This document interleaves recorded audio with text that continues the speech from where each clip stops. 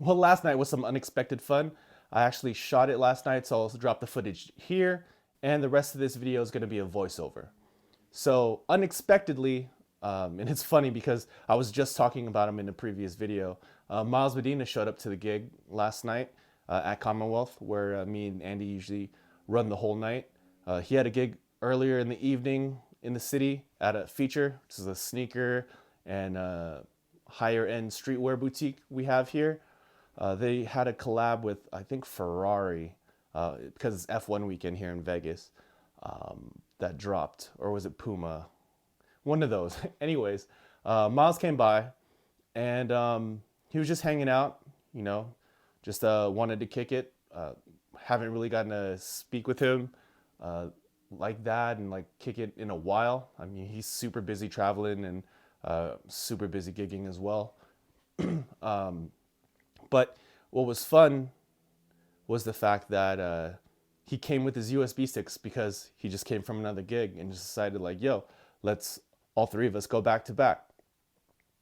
Now, if you're not aware, back to back means um, you you're DJing and another friend of yours is DJing, or however many DJs, and you just kind of rotate after a couple songs each.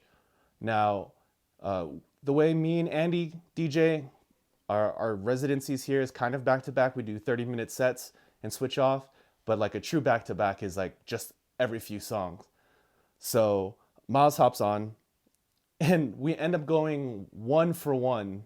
Him and Andy went one for one, and me and Miles went one for one too, which was a lot of fun. And it really kind of reminded me of the importance of not relying on visual aids while you're DJing. Now, it can be said that, you know, if you can read the BPM from whatever software you have running, like that's cheating too. But the art of beat matching, especially when you're doing back to backs, is so paramount. Where I think it's becoming more and more of a forgotten art,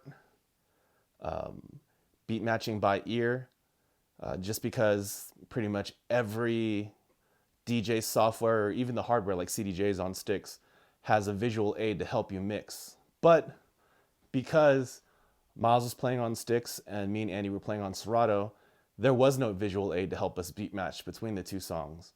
And I remember when I first really started going back to back with other DJs, I wasn't that great at beat matching by ear. And it would take some time and a lot of practice to get it down and learn how to do it and learn how to do it effectively.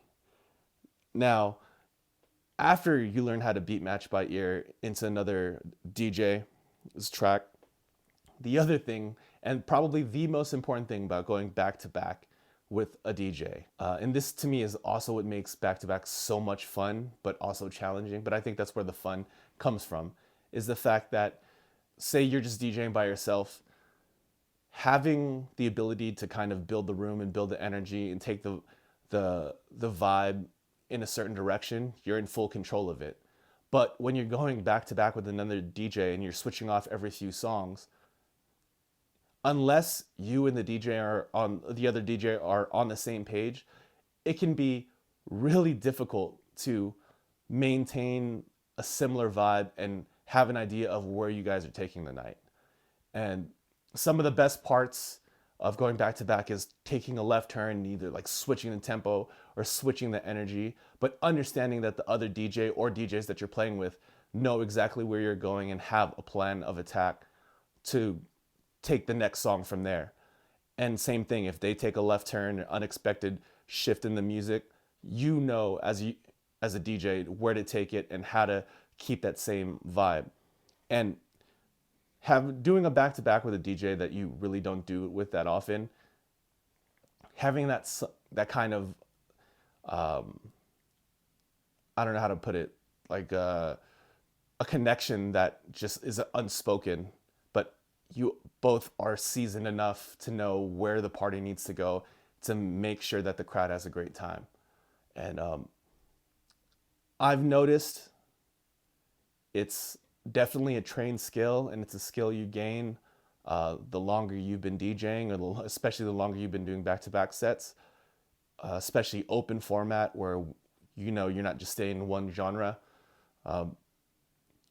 It's something you build over time, and it's something that older and more experienced DJs are better at, because I think, in my opinion, having the knowledge, a bigger knowledge of music, and having a better knowledge of how to read the crowd is so important, and that's where it means the most. Is you have to be able to pull up a song on a moment's notice and figure out how to continue the floor, and how to keep it, and how to keep the people having a good time. It's There's something magical in that when you do get it right.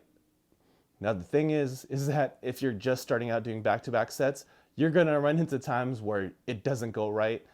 But those are really good teaching moments too, because either you need to improve how to bounce ideas off another DJ, or the DJ you're with needs to improve, or maybe they're not understanding the room or where to take it. But it's up to you, because you're the other half of the DJ set, to pick it up and figure out a way to make the set work for the room that you're playing in.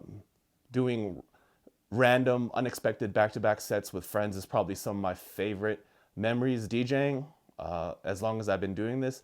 And that's because of the spontaneity, and really having DJ friends that understand how to do it correctly, and just building that energy. And all of those unexpected moments are some of the funnest times you can have in a DJ booth. It's the one time where DJing isn't like a one player game, where now you have so many other factors, but as long as you have enough trust in the other person you're playing with, it's probably going to be a great time. Even when the back to back doesn't go great, you're still going to have some fun moments in that set with the other DJ, your other homie that you're playing with. And I will say, like, if you haven't done it yet and you have other DJ friends around, especially that have some pretty good music knowledge, and have been doing this for a little bit, try it. Just try doing back-to-back sets with other friends. There's so much to gain just from the mechanics of it, of learning how to beat match by ear, or learning how to drop songs at the right time, however you want to do it, dropping it on the one, or mashing the cue button, whatever it is. But just learning to maintain energy and create a cohesive set with another DJ can be super magical. And I highly suggest that if you haven't, definitely try it out. And I'm sure, especially once you get that muscle memory going, it'll be a great time, and you'll want to do it more often.